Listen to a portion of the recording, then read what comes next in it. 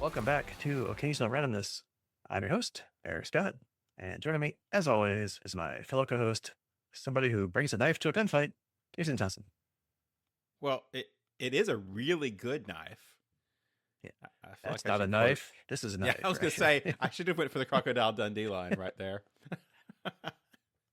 So this time up again, the next 3 episodes of Daredevil: Born Again, season 2, now airing on Disney Plus. Actually, literally now airing as we record this on Disney Plus. So that'd be episodes 4 through 6, and yeah, like we were talking about just a minute ago off recording, we're almost at the end of the season. It's only 2 more episodes to go. I'm in tears already. I don't want this to end. Can we go back to the 24 or 26 episode seasons?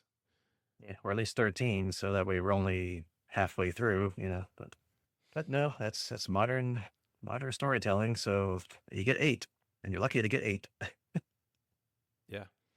and then Which wait a year or a year and a half or 2 years for the next season comes out, which I don't understand. But like 8 episodes, how they should, like you said, spit out 26 of these a season, and now you can't do like 8 every 2 years. I mean, come on.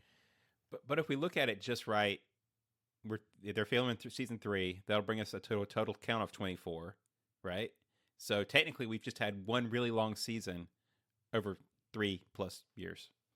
Sure. Okay. I was told there'd be no math. Yeah, yeah. Yeah. Pro tip: don't do math at whatever time of night it is as we record. It's a bad idea. Talk about your shows you love and don't do any math about it. And yeah, as always, our little announcement here. If you like what we do, please give us a like or a review, or better yet, spread the word and let everybody know about us. We'd appreciate it. Please and thank you. Alrighty, so just do the same thing. We'll alternate little things here. So we kick off with Daredevil: Born Again, season 2, episode 4. Gloves off. We open with Dex luring a bunch of AVTF officers into a diner and kills them all. Mr. Charles confronts Fisk about delays in the weapons being removed from Red Hook, but Fisk threatens him and asks for patience to Daredevil's interference. Vanessa visits Governor McCaffrey, who agrees to support Fisk as long as Vanessa is by his side, which is not foreshadowing at all. Nope, nope, nope. Matt investigates the diner and finds Dex's apartment by Clinton Church. He confronts Dex and learns that Dex plans to kill Fisk to make up for killing Foggy. Matt tells him not to martyr Fisk, but Dex ignores him and escapes. Meanwhile, Karen convinces Kirsten to record the testimony of Christophe Sava, which is the Northern Star's first mate, and Angela leaks recordings from Fisk's other prisoners to BB.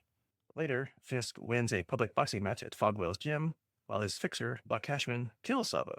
Oops, but then he got on tape. Vanessa attends the boxing match against Fisk's wishes.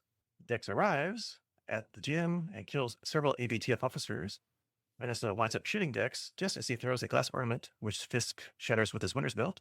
Daredevil shows up and stops Fisk from killing Dex and thus to escape, but a shard of the ornament hits Vanessa in the head, causing her to bleed and collapse. Which drops us right into season 2, episode 5, Grand Design. We start with Vanessa being rushed to the hospital in critical condition. This is soon reported by the journalists, and Blake believes BB leaked the details. Daredevil tries to help the wounded Dex, who wishes to be left to die. They're cornered by the AVTF at Clinton Church, and Daredevil decides to save himself. But kind of throughout the beginning of the episode, he's remembering an early law case that he and Foggy successfully defended Foggy's childhood neighbor, Lionel Ray McCoy, and Foggy gave McCoy their savings to make a fresh start. This memory pushes Daredevil to return for Dex and get him to safety. Daniel believes he's going to be killed due to BB's leaks when Buck, who was first hired by Fisk's then fixer James Wesley to kill McCoy. Hey, remember Wesley? Buck makes Daniel drive him to Albany, but they are actually going to bury Sava's body. Vanilla wakes up from surgery and shows signs of confusion, asking for pineapple juice, which she's mildly allergic to, and repeatedly asking Fisk to tell the story of how they met. Wesley arranged for Fisk to use Vanessa's art gallery as a front around the time of the McCoy case, and as we watch, Vanessa's condition quickly deteriorates, and she dies. And coming right after that is the next one, is episode 6, Requiem. Fisk mourns Vanessa, kills her surgeon, and lets the AVTF move Mr. Charles' weapons to their own warehouse. A slightly angry Mr. Charles offers to help Governor McCaffrey with removing Fisk from office. He also sends men to attack Jessica Jones. And if you don't know who that is, it's a superpowered investigator who turned down an offer to work for him and had a TV show back in the day. Jessica overpowers them and goes to the AVTF warehouse with Daredevil to destroy the weapons. Buck tells Daniel to feed BB false information and later encourages Heather to imitate Muse's actions. Karen nearly kills Dex, but is stopped by Matt, who disagrees with Karen that Fisk and Dex should be killed. BB decides not to leak the information and almost kisses Daniel, but he confronts her about the previous leaks. And then Karen joins a protest outside of City Hall and projects testimonies from the Red Hook prisoners onto the building. Matt visits Fisk and suggests they both leave New York to have peace, but Fisk refuses and they fight. Matt wins, and leaves Fisk alive. During the protest, lead AVTF officer Connor Howell kills another agent, Saunders, and blames the vigilantes, causing chaos, which leads to Karen being caught. Dun, dun, dun. Dun, dun, dun.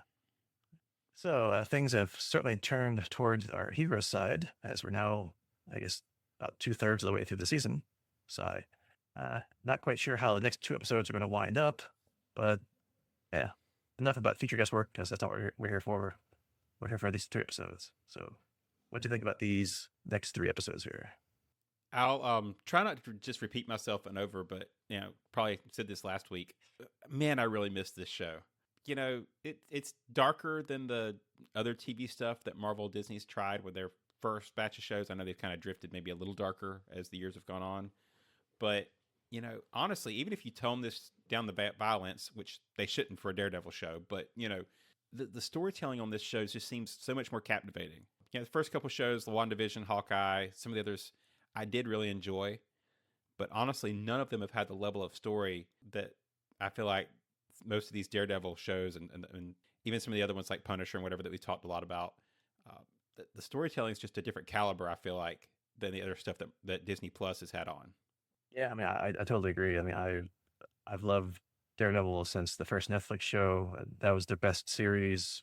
We both loved the Punisher, but Daredevil was like the top of the food chain, right? And yeah, they just continued it into the Disney world, which really technically isn't really Disney World because they're, it's like a Netflix show. I mean, it's not toned down for Disney Plus at all. It's an adult show with, like you said, engaging stories and yeah, just incredible writing and great action scenes. Yeah, I guess one of the points I wanted to make there is that even if they did tone it down, and again, I don't think they have to for Daredevil, but if they did the same quality of storytelling on a less violent show, I still think it would be a better show than what we've had. I just don't understand why this writing is so much better than the other. I'm enjoying it. It's funny in comparison now that we've kind of gotten a taste of this again to look back at some of this recent stuff and be like, are you even trying? Yeah, right. Like, here's what you could be doing. Yeah. But yeah, again, yeah, no bad episodes. I loved all of these 3. But yeah, I especially liked how episode 4 started out with the Marvel Studios logo in blue, not red, because blue is mostly a Bullseye color, and it's mostly a Bullseye-centered episode. So that was kind of a cute little touch. And episode 4 here has got some nice, or actually 5 has some nice reappearances of our old Netflix characters they were just talking about.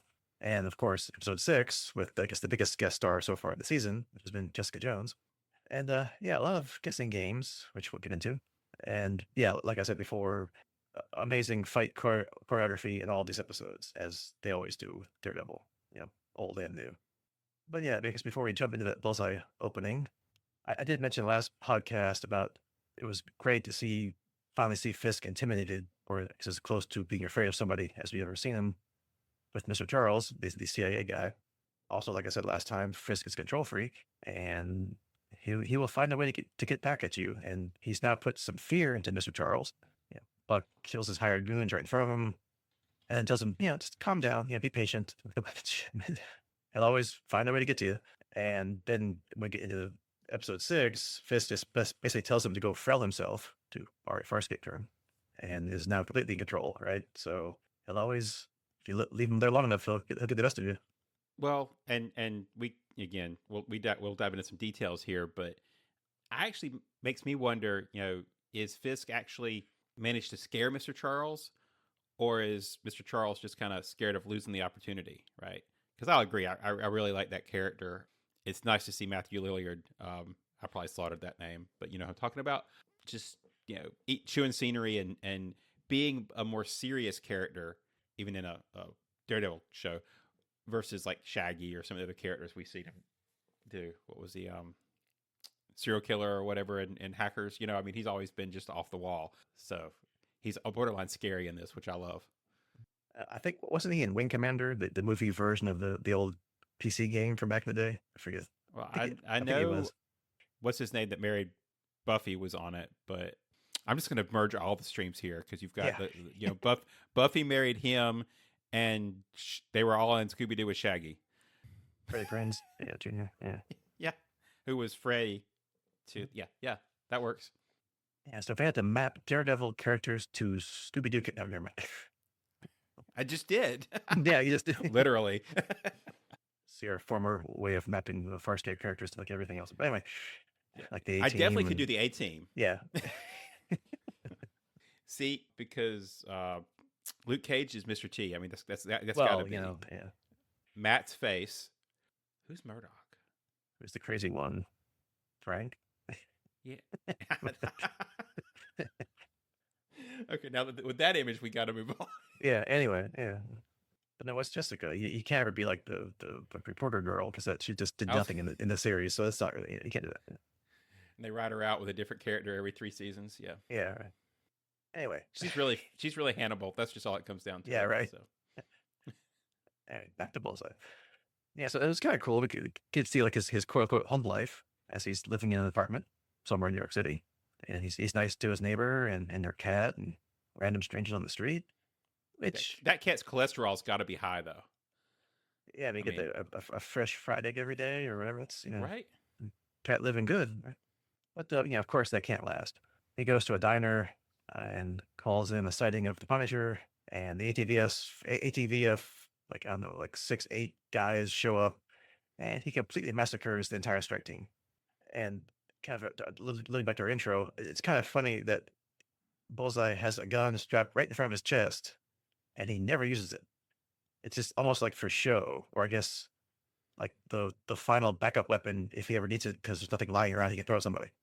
Well, I mean, it does look cool, and it always reminds me of that like on the old G.I. Joe action figures when you used to have like the 3.5-inch G.I. Joe figures. Yeah, they all came with weapons, but there was always like a weapon that was like molded into the body shape and painted like just part of the figure.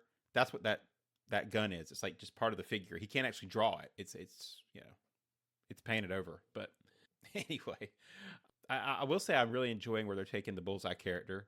I think I mentioned last time that there was the cool comic run where he impersonated Matt and was actually dressed up as Daredevil. They used some of that idea of him dressing up as Daredevil in the earlier Netflix show seasons, but it was more of like to try to get Matt in trouble instead of actually being Daredevil. And here he's actually like impersonating Matt, like mentally, like going to church for absolution, trying to be the good guy. Tactics may be a little more frank, but Punisher style. But I think in his mental brain, he's really trying to pattern himself off Matt.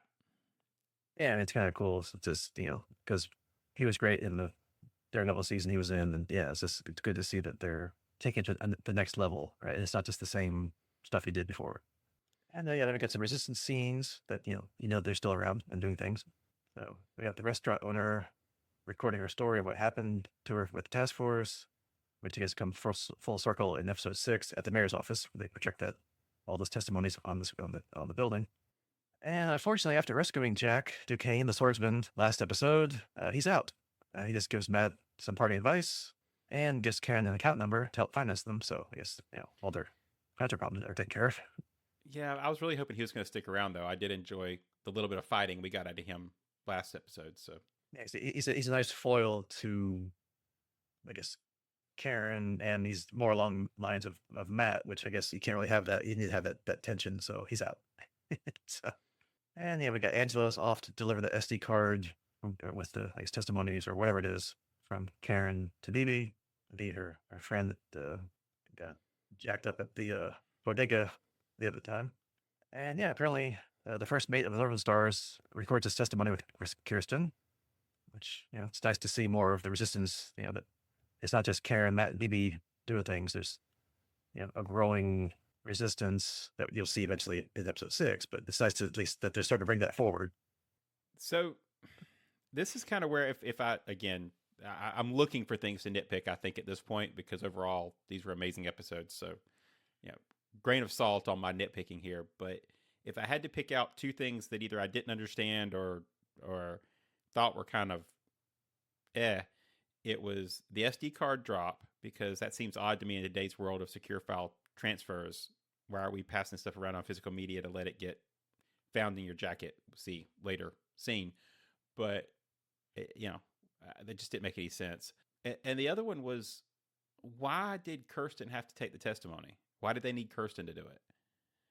Because if they're just going to end up, transmitting it, did that legal aspect matter to the people watching the video on the wall?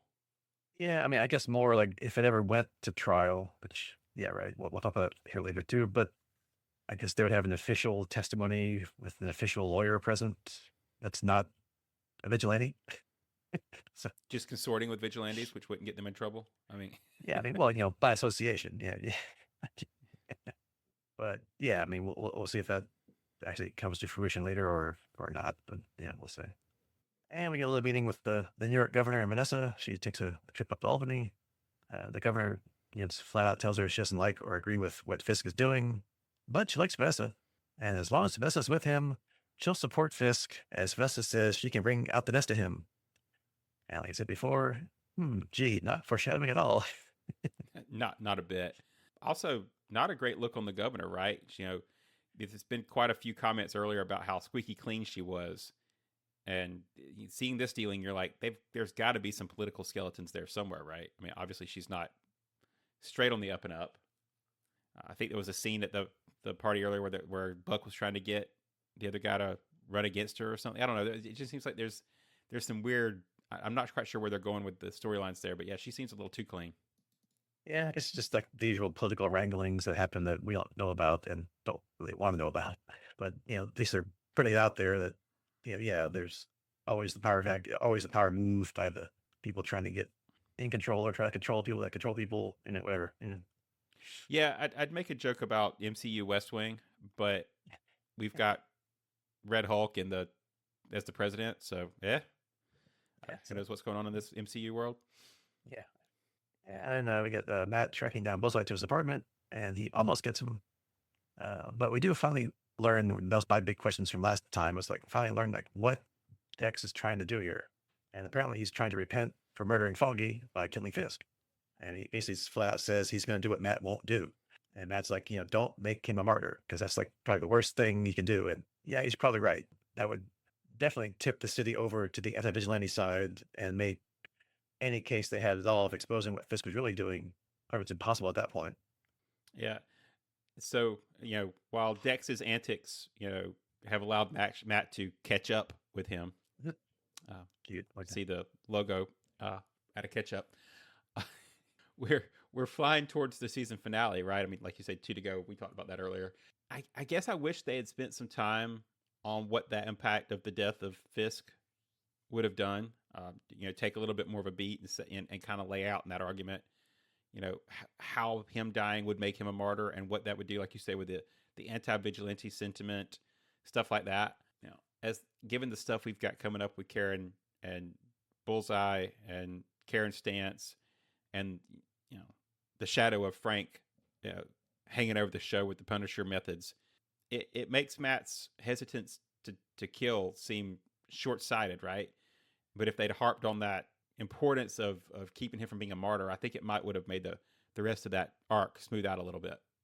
Yeah, or at least, later when they having more quality time with each other, they could have gone into that some more. But yeah, I mean, I guess, you have to, like 8 episodes, so you got to get all your stuff in there. See, bring back the 13. Exactly. We're making an argument here. Yeah, it could make a whole episode of them going through the tunnel, talk whatever, just having that good dialogue and that good, my side versus your side kind of thing. But hey, we get some of it, but again, 8 episodes, gotta keep going. And then we have the quote unquote boxing match.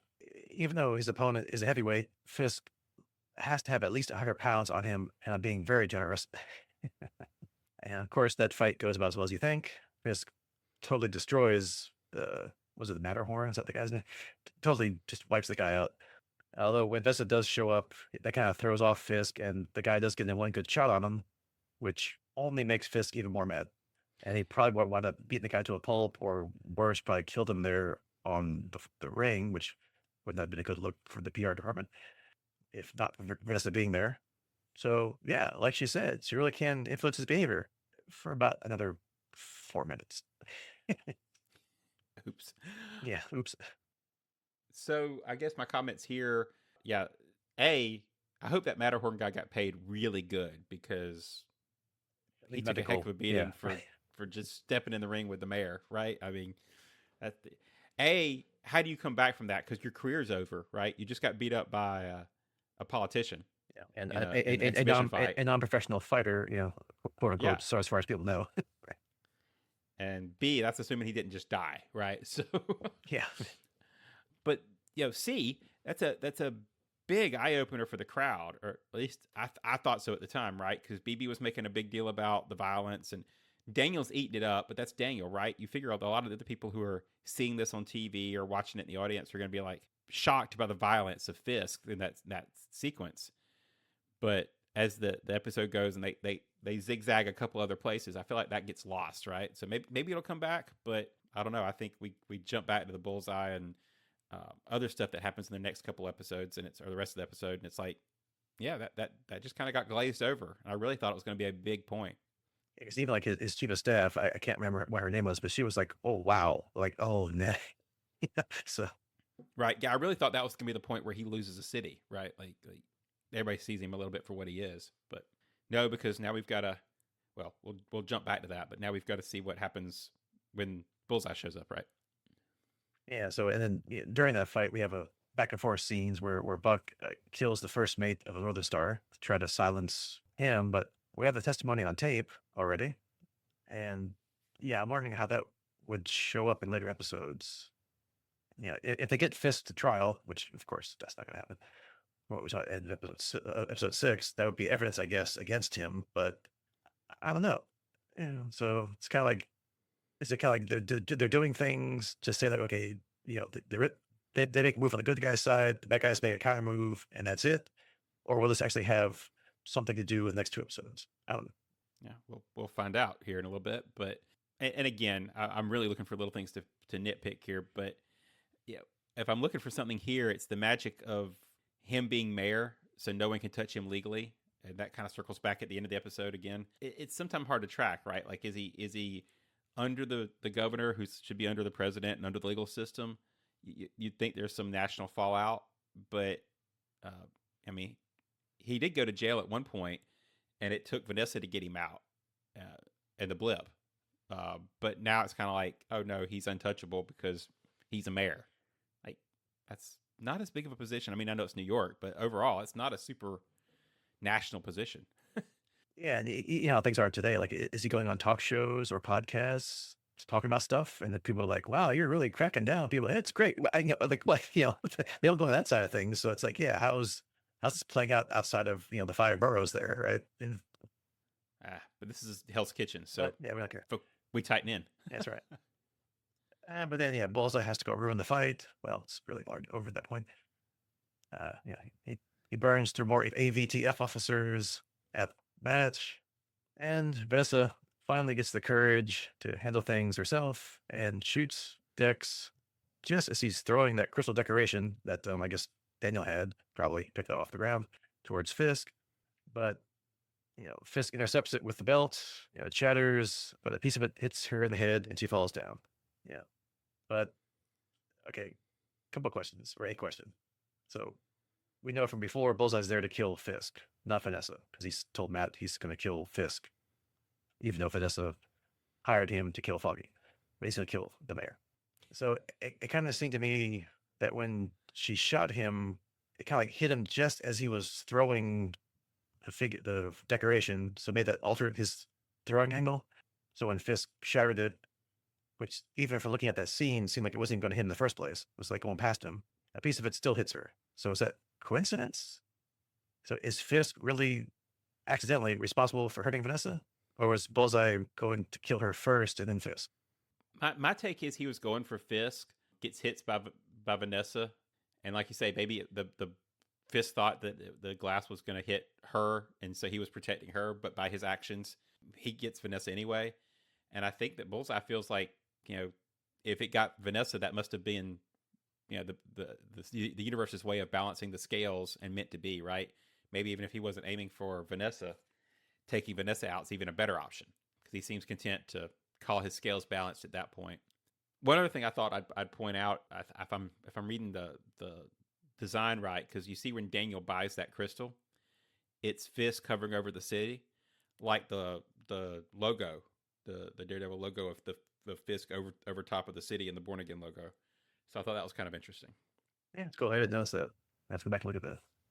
Yeah, it's like, the city of New York in glass with Fisk's head, your Fisk kind of towering over it. So And yeah, so next episode we pick up right where we left off. Yeah, Vanessa's in the ER with Fisk going crazy, getting away with everybody's medical staff, which is kind of funny until he gets pushed out. While she's in surgery, BB shows up. I guess because that's the only hospital nearby, so wherever they take her, right? That's what she says. And Daniel says that can't tell anybody about Vesta's condition, that she's still in danger. I guess from Bullseye and Daredevil, thinking that's who started this. But for whatever reason, tells her anyway. And then like within I don't know how long it is TV time, but it's like seconds later on the TV, they announce it, and I mean you can see in his face where he knows it was probably DB, but it kind of he still has feelings for it. I guess he doesn't really want to believe it that it could be her until the next episode, which we'll talk about here in a minute. yeah, I think my thought was he was testing her because that was how it kind of felt, but then he seems to not be at this point. So I'm not sure if that was just kind of a flip or if it was just me kind of reading into the scene. But yeah, my overall take is that BB's following a little too close in her uncle's footsteps, and that may haunt us as we go ahead with the two of them. Yeah, she kind of thinks she's getting away with this, and oh yeah, I can take information of Daniel and just release it, and no one's gonna figure out it's me. Well, gotta be Right. careful. Gotta be careful. And then later in the episode, we get Daniel and Buck driving to Albany for whatever reason, and Daniel's getting more and more paranoid that Buck's going to kill him. He keeps apologizing for telling people or telling about the leak for Vanessa and all that. And at this point in the episode, I think probably because I also got spoiled ahead of time that someone had died in the episode, or it was going to be that I wasn't sure if it was going to be him or Vanessa. And when they stopped along the way at a general store, and Buck goes in because Daniel's like, no, Buck's like, no, it's okay, I got it. You stay in the car, and goes in the store, and Daniel's like looking around. He's like, grabbed the steering wheel. He's looking around. Like, if he would have driven off at that point, like he almost did, then I would have thought he would be the one that gets killed. But then when Buck came out with a shovel and a saw, and Daniel just let him get back in the car and they drive away, I knew he'd be fine because, even though we like the writing of this season and what they're doing, it would just be way too cruel even for them if they went that way and killed Daniel. So, what do you think? So funny enough, I had the same spoiler issue, right, where I couldn't avoid the fact that somebody died, but I did manage to avoid who. So I was going back and forth. I kind of went the opposite way, where I didn't think they were gonna kill Daniel. Like I was pretty positive he was gonna make it, and it was gonna be somebody else who died. And they did such a good job on this scene. I felt like going back and forth and everything that I really wasn't sure until he opened the trunk and was like, you want the saw or the shovel? It's like, oh, okay, we're back to being good because it could have went either way all the way up to that point. Yeah, and I'm glad the recap said who it was, and next episode they say who it was because I totally had no clue at the end when they opened up the trunk. I'm like, who is that? Like, is it just a body? Like, I didn't know who it was because he's only in like two scenes. The first mate guy, I totally forget about him. But anyway, but I'm glad they explain things later for some of us. And yeah, in this episode, it's kind of cool how they intersperse all the various flashbacks, which were also all related in their own right. It could have been its own like TV story on its own with what's going on at the present time. We get Matt and Foggy, which is another way that they get Eldon Henson back in the show. Just flashback to 10 years ago or whatever, in the early days, working in the basement of some law firm. And to be honest, I didn't really care that much about this Ray guy and their case, but it was an interesting twist that when they found that the loophole that would get this guy's charges dropped, Foggy was all for it, and Matt was fine with letting him go to jail, which is not what, obviously, yes, and that's the whole vibe now. Is not, it's like, oh, this loophole, great, we got to exploit it, we got to get him off, this justice, right? But yeah, it's only when at the end when he shows up and Foggy gave Ray all their money that they saved to start their own law firm that Matt comes around to Foggy's ideals. So I thought it's kind of a nice touch to show that Foggy did have some kind of influence over Matt back in the day. Yeah, I mean they made it kind of makes Foggy into Matt's conscious, right? Just like Bullseye's trying to use Matt, because Matt was originally more jaded, I guess is the word I'll use, which we know from his training with Stick and all that was definitely a personality part he had back in the day. And Foggy wanted to protect life, plus some of the Catholic stuff thrown in there. Matt now has to protect Bullseye. So surely Karen will agree with that when we get there in a few minutes. Oh yeah, she'll be all on board with that 100%. Right. I did also just jar my memory here while we were talking it through it that, and I don't know if the writers even intentionally referenced this comic, but there was an issue of Daredevil. Oh man, long time ago. I couldn't even tell you. It was just like a one-off. It wasn't even part of like a bigger story, but it had the same situation with the bully from their past and them having to represent them. But it was a bully who picked on Matt when he was a kid. So it was kind of the same story, but they flipped the characters. This old comic was about the bully that bullied Matt and them having to represent him. That's cool. Yeah, if they're pulling Matter stuff of fact, off the old comics, it's cool. It makes it fun for us old timers that remember these things. Yeah, it's, if I remember right, supposedly that was the bully that called him Daredevil. Like it was like a nickname they picked on Matt with back in the day. But again, may not be canon, and definitely may not have been what they referenced. It just jumped into my brain when we were talking about the bully from their past. Mm-hmm. Yeah, and then we get another flashback, related flashback, like we said, where Ray was working for Fisk, and Fisk orders Wesley, "Hey, remember him? Karen does." To have him or dealt not with. really anymore. Yeah, She's moved past that. Yeah, she's gone to bigger things now. So Wesley calls up an old buddy, which just happens to be Buck, because why not? To go handle it, quote unquote, creatively. But I guess in that sense, creatively, at the end, Buck fails. As far as we know, we see Ray, sneaking off into the city. So, like, how did Buck get further into Fisk's team then? If like his first job was a failure, did he lie and say he took care of Ray? Did he take care of him later? Maybe creatively meant, well, he's gone now, so he won't bother you. So great job done. Well, Fisk doesn't know, right? Yeah. Yep. Took care of it. He's gone.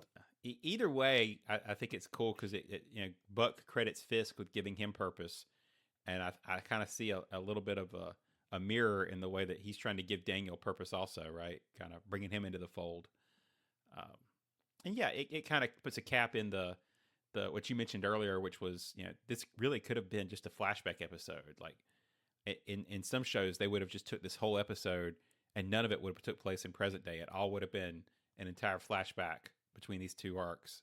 So it's almost like a third of the episode, if not more. So yeah, I mean, it could have been its own. If you had again 13 episodes, you could have fleshed this out somewhere. And then we get some, like I said kind of earlier, we get some great scenes with Matt and Dex in some old tunnels in New York City, talking about balancing the scales, and she made me kill Foggy. He's like, don't ever mention his name, don't say his name out loud. So some good scenes. And of course, later at the church, we have some more scenes that are pretty good. Bullseye, basically at this point, he should have died when Matt tossed him off the roof last season. So, thinks he's been spared and, to repent from his past deeds. Matt's also trying to repent for almost killing him by trying to save him. So again, nice, ironic juxtaposition here with both characters. So I feel like Daredevil, the show, has always kind of specialized in symmetric characters. That's why Frank and Matt work so well, right? Because you've got the tortured but refusing to kill and the no holds barred killer partnered up, for lack of by circumstance usually. And now kind of we have that whole belief redemption side of the equation, right? It's not just about methodologies, but now it's about wanting to live, wanting to die, wanting to redeem, each trying to get redemption for the acts they performed with regard to the others. So that whole cool symmetrical character thing is just on display in this show. And again, Karen's on board 100%. 100%. And Frank would be too if he was there. So we're all good. Everyone likes second chances. But yeah, then he almost leaves him at the church to get away from the ABTF. But then the memory of Foggy showing mercy to Ray makes him go back and save Bullseye. And he actually wants to be saved. Like, he's just leave me, and Matt shows up, puts out his hand, he like grabs it. I'm like, okay, I guess you don't want to die. So, and yeah, then we cut to Matt taking him back to, I guess, Frank's safe house, and the look on Karen's face when they show up and she knows who he's got was priceless. And it was just like, you've got to be kidding me. Which we see how that plays out next episode, where she almost kills him. And with unless Matt, if Matt wasn't there, she probably would have. Probably. Yeah, because like he said, she's definitely becoming more like Frank, the Punisher, and in a way, kind of Bullseye, with her own way of dealing with all this versus Matt's, save everybody mentality, like he said. And I guess we'll just kind of jump ahead here because it's all kind of the same thing. It was a pretty well acted scene later with her and Matt squaring off finally. She's basically told him she's had it with being the victim and trying to have the moral high ground. Sometimes there's only one way to settle things so they don't come back, according to her. Matt still argues the opposite, though, which we'll get into a minute here later with the last scene with him and Finn's.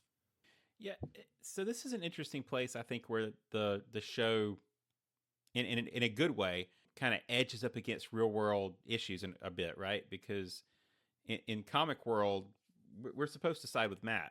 He's the good guy. You're supposed to take the Captain America approach and all this kind of stuff. But in a realistic view, you kind of look at the deaths of their friends, right?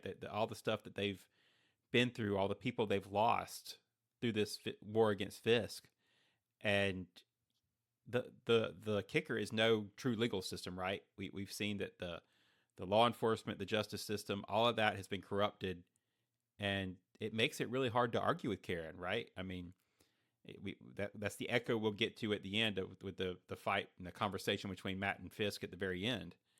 But yeah, it's like, which side do you agree with? You could almost go either way with the show. That's what I say great too. Like the writing and the conflict is not just like, sure, we're going to just stop the evil guys because they're evil. It's like, well, there's ways to stop them, and there's other ways to stop them. Yeah, I mean, you don't have the Superman approach to we're just going to fly them to jail and drop them off and skip the whole justice court system. But I mean, it's a realistic conundrum of in this comic world where there is no justice. How do you get justice? How do you protect people? Because justice doesn't mean anything if you let anybody die. That even came up in one of the Justice League miniseries, which I forget the name. Identity Crisis, was that the one where some of the team was like, look, we keep capture these guys, they get arrested, they go to jail, they get out, they do it again, we capture them, we put them in jail, they get out, we capture them. It's like, no, we're finally just going to take the ultimate end here and like, okay, done, problem solved. Yeah. And then finally this episode, Vanessa's, recovered from surgery, or has she? And, Fisk is, just beside himself at the thought of losing her. She seems kind of confused or maybe amused. Couldn't quite tell by his reaction to her. She's like, I'm here. I'm right here. And they kept going back and forth between the two. Like, she would say something, he would say something, and or whatever. And I kept waiting for her to have some kind of complication and pass away. And during that back and forth, and finally, yep, it happens. And yeah, as we'll see next time, Fisk kind of does go off the rails, which we'll get to here in a minute, as you thought would happen, because she's the only one keeping him, under control, so to speak. As much as that could be under control. Right. Yeah. So we kind of mentioned getting spoiled online earlier, and once we knew Daniel was not the one who's going to die, it's like it's got to be her, right? So you're watching this scene, just anticipating her not making it. Like, when they're going to do it. So I totally agree. I was kind of in the same boat. For me, it was the fact that she seemed to have reset to a nice version, right? She had the memories, or started out with memories. She did start asking questions repeatedly later. But, she actually questions Fisk, like, why did you scare that poor nurse, right? It's like, have you not been paying attention to this character from the moment you met him in the art gallery, that, he's an intimidating crime boss. Like that's kind of his thing. So yeah, I was like, oh, she's gone at that point. And that, leads immediately into the next episode, which I guess it's a pretty big turning point of the season, really. And yeah, the whole opening of that episode between the Doctor and Fisk, the Doctor just would not shut up about how sorry he was, and she's in a better place, and yada yada yada. And I'm just thinking, dude, you better just stop talking, walk away now before. Oh, never mind. Yeah, and then Buck walks in to make more bodies go away. Yes, so agreed. You kind of see it coming because he's telegraphing the "I'm so sorry for you," and then there's the he touches his shoulder, and you're like, "Oh no, he's supposed to like tear his arm off," and then Don't do that. all these little things, and you're like, then he's like, "Well, maybe he's gonna get out of there," and he's like, "Nope, going in for the hug," and I'm like, "Well, yeah, that was nice knowing you. You are too nice of a character for this TV show." And I figured if he wasn't in the room when that happened, Fisk would wind up going to him anyway and tracking him down because he's the one that saved her, quote unquote. It's like, well, obviously you failed, so you are no use to me anymore. So, Well, and that's an interesting side tangent, right? Because I guess despite the fact that we all know how terrible and dangerous he is, the rest of the city does actually think that some of the city, like this guy, the protected class, thinks that Fisk is like a harmless politician, and this icon. It's like, no, man, you should have like started running for the other coast or another country as soon as she died. Like that was it. So yeah, because sometimes the public has a short memory. It's like, wasn't he the guy that got arrested and put in jail like however many years ago? It's like, oh, he's married now. Okay. No, he's right. yeah, he's great. No, not hey, he put on the white suit again. Maybe we should be scared of this guy. Yeah, right. Yeah, gray suits, he's okay. White suits, Gotta watch out. And yeah, now we see that Fisk has finally probably ticked off Mr. Charles by keeping the weapons and telling him to go pound sand. And I guess he's turning them over to the AVTF to use. Not like they don't have enough firepower, or maybe he's going to sell them to somebody else on his own later. I don't know, whatever. But now Mr. Charles is all against Fisk and has told the governor he'll help take care of him. and this is probably the turn that I'm most excited about from the fallout of this show. I really hope that they make Mr. Charles an actual threat, somebody who's actually even more powerful than Fisk, because I like the character, I like the actor. We talked about that a little bit earlier, but I think he would be the absolute like perfect new big villain. Like, give him a different show, set him up for next season of Daredevil, something. But this character, I think, deserves to be the big bad in some scenario, some show. So, Well, maybe, because apparently he's also decided to go take care of Jessica Jones for some reason. I don't know why. Who's now, we see, and finally, we see her. We know she's coming. Here it is. And she's not in her apartment slash office somewhere in New York City. She's got a young daughter and she's living in the suburbs. in like a very pink house. Yeah. And some nondescript strike team shows up and we see her, takes care of them by not showing it to her daughter because you don't do that sort of thing. So it's just kind of off camera funny stuff where you see like the guy flying across the window or his face back in the window and daughter's playing with the, flashbang or whatever it was, which is kind of funny. And yeah, later she shows up on the rooftop overlooking the ABTF warehouse where the weapons are at with Matt. So, I mean, love seeing her again. Love seeing Jessica, again on the TV show. But they leave all kinds of questions that this brings up by what they did. So the obvious question would be, who's the father of her daughter? Which, if you've read the comics, I'm going to guess it's Luke Cage. So if you want to keep it like the comics version of this. And then, like I said before, yeah, she mentions Mr. Charles, and I guess then by his proxy, Val, wanting to recruit quote unquote special people, which I'm guessing if it is Luke, that's where Luke is somewhere. Maybe I think he's in next season, so maybe we'll find out. Or is he still ruling Harlem from his nightclub that he conquered at the end of his show? Right, yeah. And she mentions Maybe he's the big bad. Yeah, right. She mentions offhand that after being pregnant, her powers kind of come and go. Not really sure how I like that part, but I guess you have to have those little hooks for characters, and which so far just seems to be like a throw off line that just happens to have an effect on the upcoming fight. But why mention it if it won't be a more drastic effect later? So I don't know. We'll see. What do you think about all my Jessica questions here?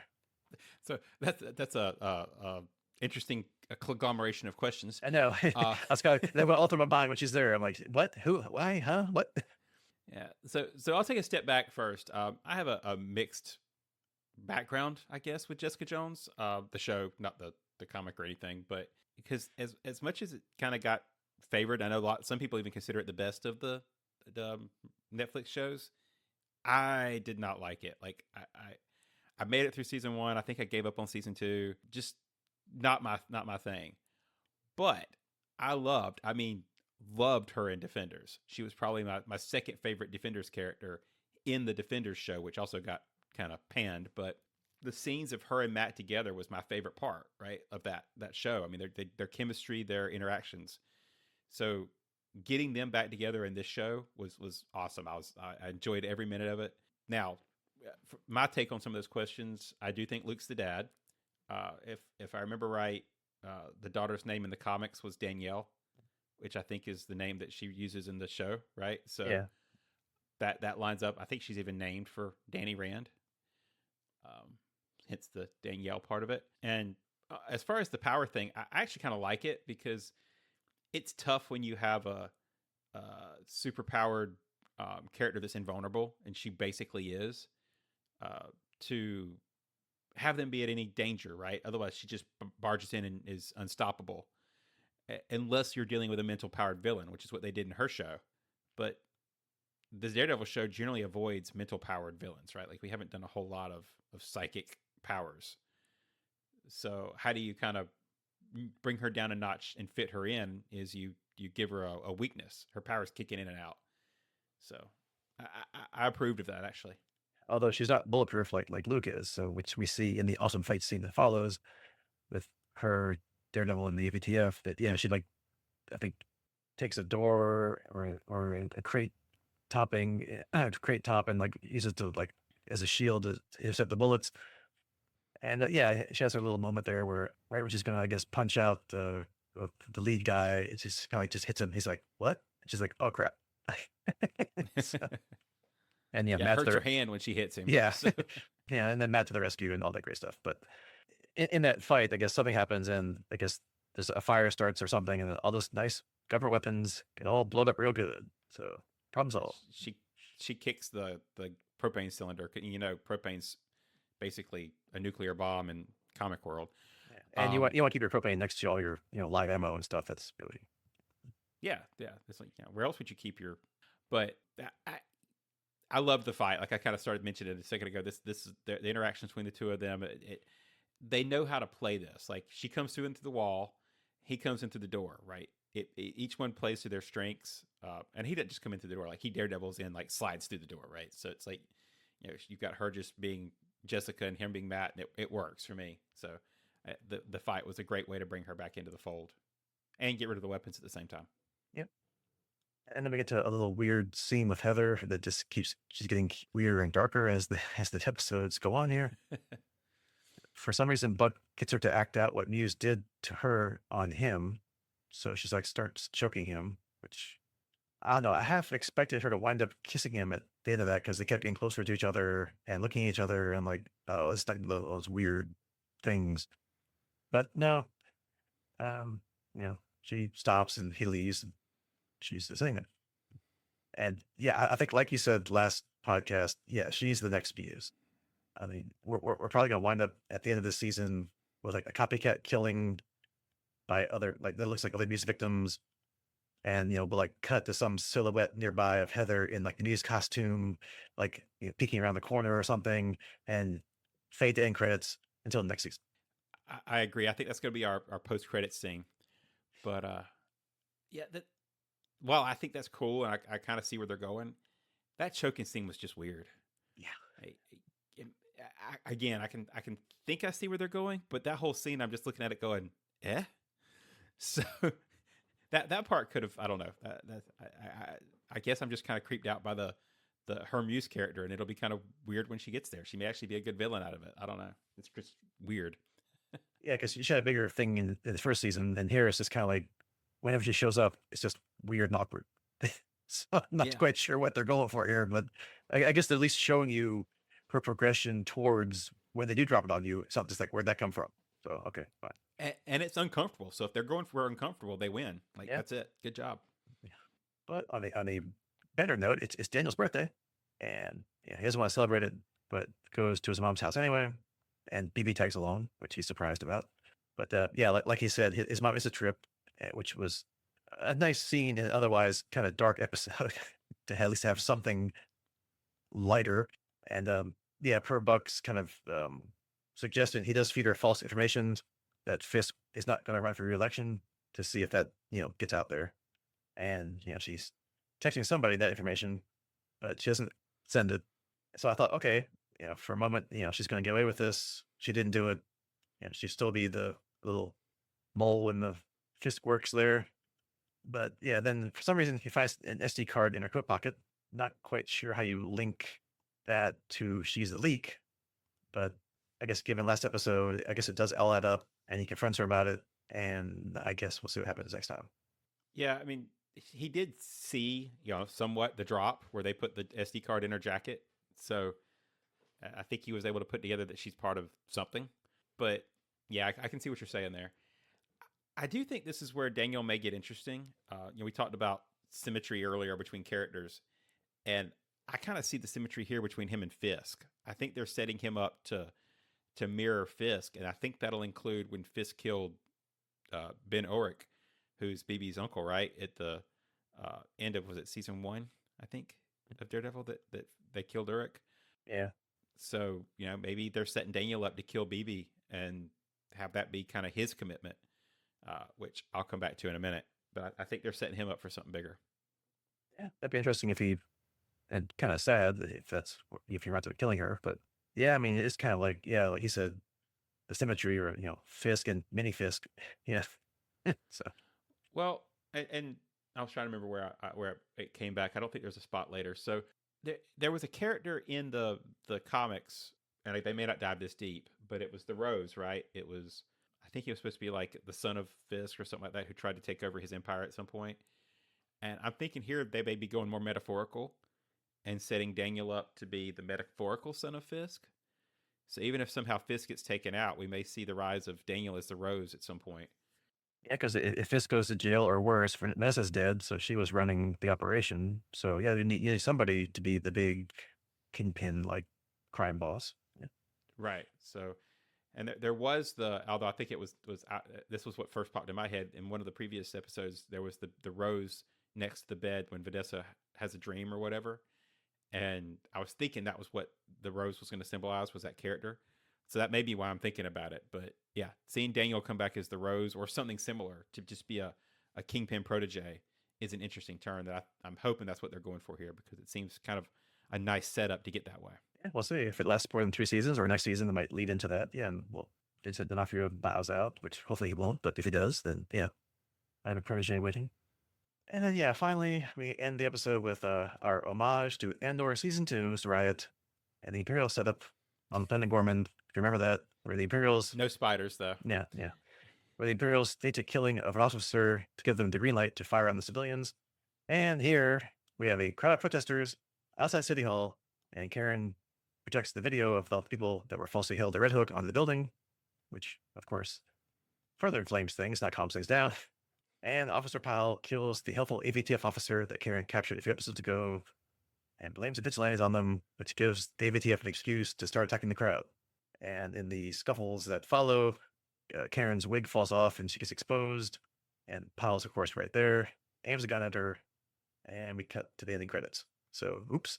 Guess we'll see if she's taken captive and used as leverage next time, or if somebody somewhere comes to her aid next episode. Which, I'll give you credit for that one. I didn't even think about somebody helping her. I made the assumption that she would be leveraged for Fisk captured, right? But maybe it's a cool spot for our new White Tiger to show up and save her. Yeah, because that mystic amulet gives her great fighting skills, apparently. So yeah, she's gonna like jump in and be bulletproof or something. Yeah, or Matt just, as we continue a minute, just wanders off here in a minute, and maybe he walks outside. I don't know. Well, theoretically, he's on the under the island, right? Where where the Fisk's room was, it was underneath the port. So he's geographically should not be walking out. I don't know, because he was up there looking at the crowd. So I don't know where this place is, but which we'll get to in a second. But yeah, I don't know. And yeah, somehow in the middle of all this mass protest, Fisk goes to wherever this basement underground thing is, somewhere else under the city hall. I don't know. And Matt's there. Not sure how you figured out where he was. I just guessing those heightened senses are good for things, and we don't need to see that. Just go with it. Makes it more dramatic. And Matt's got some weird goody two shoes offer of like a peace deal for Fisk. Let's both leave the city, never come back, and we're all good. And Fisk ain't having that, and beats the crap out of Matt. And in the process, probably accidentally throws him into that all white painting that's been the focus of the last several seasons that he bought the night he met Vanessa, and rips it. So I guess the last vestiges of Vanessa are gone, right? So now he could just be totally crazy. Matt, of course, is like, okay, we're doing this. And he's like, that we both want it. So, okay. He fights back. Great. Again, amazing fight scenes. Love it. Matt, beats Fisk. He's on his knees on the ground. And he just kind of laughs at Matt and is like, will you arrest me? You cannot. Will you kill me? You will not. That was fantastic lines. And then Matt just is like, yeah, you're right. And he walks away. Yeah. Vincent D'Onofrio nails the character so well. And yeah, those lines were perfect. We mentioned earlier that this is Karen's entire point, just summed up by Fisk right here at the end. Are you willing to save the city or not? Is one life versus all the people who are still being killed, like, et cetera, et cetera. Like this, you can kind of see her entire point. It's like, if Matt took him out like 3 seasons ago, how many people would still be alive, right? Instead, he walks away and more people die every episode. Yep. And like you said before, he's got the cops on his side, most of them. He's got as you saw, some of the judges on his side. So yeah, if you bring him to trial with what, it's like you have tape of a guy who's dead, so you can't cross-examine the guy. There's no weapons; they're all blowed up. You have proof video, like Jessica wasn't there with her camera taking snapshots of the weapons. So basically, you've got nothing. So he gets off there, and you're not going to kill him. So again, he gets off there. So here we go again. Right. And there's nothing really to say that, I mean, we hope she won't. I don't think they will, but right now we're looking at potentially for Karen to die, right? Because she's in their custody theoretically. So there's a lot hanging in the balance. Yep. So 2 episodes to go. So we'll see how they bring this home, which we know is the season 3. So this can be some kind of cliffhangery thing at the end of season 2 here. But I know we've talked for a while because we love the show so much, but anything we didn't talk about that or didn't go into that much that you want to expound on a little bit? Not really. I will touch on just the Karen Matt thing really for a second. I think our Farscape walkthroughs have kind of shown that one thing I don't like in most shows and movies is a back and forth romantic relationship. Right? It's like I get the courting part, but once they say, okay, this is a couple, I hate them causing drama just to break them up just to cause drama. Right? Like just find something new. Everybody does it. But and in this show, we've already done that once, right? So you had Karen and Matt dating, and then they fall out during the original Netflix shows. A little Electra thrown in there and all that kind of stuff. They start getting back together, and Foggy dies. But here we've got them together. But this is one of the times where I'm kind of like, I understand it, right? The drama that we've been talking about here of the different approaches to saving the city is a real issue. And it's a real issue at the core of the relationship now. And I don't mind it as much here to have actually a little bit of drama because it actually comes down to the fundamental question of the show. Yeah, it's kind of like, who's right? Not that there's a right or wrong, but it's like, whose vision or whose methodology is going to win out, right? Or will it be kind of like a mix of the two, maybe? There's not one perfect answer, but there's going to be an answer. Yeah. I mean, the whole Daredevil character is about that conflict. But I mean, you've got a Catholic who dresses up as a devil, so it plays into it. I think it really works here. Yep. And so next time we will finish the season with the last 2 episodes, and have to wait a while, like we always do, for next season to come out, because that's just like we said before, that's how it works nowadays. But even after next time, we still have lots to talk about. Pretty much the week after Daredevil wraps up, the Punisher one-shot special arrives on Disney Plus. Sweet. Yep. If we want to, we can dip back into Star Wars because the Darth Maul series is out. I'm not sure how they're probably almost done. I don't know, but haven't watched any of those yet. I haven't either, so they're still out there. Plus, if we ever want to do a movie thing, the Mandalorian and the Grogu is coming out, so pretty much next month also. Yeah, May the 4th will be on us in a minute. And there's this little 2-part miniseries finale about some sci-fi show named Farscape. I don't know. We can talk about that too if we want to. Yeah, but when we talk about it, it's really over. So yeah. So for all you escapers out there listening to this going, why are they talking about Daredevil? We will get back to there eventually. We have to. We have to. We have to. We have to complete the journey. We have to close the loop. Don't want to, but we have to. All right. So that is your homework. Wrap up Daredevil. Only 2 episodes, so you know what we're going to talk about next time. Just 2 episodes. And we will see you then. Goodbye. Goodbye.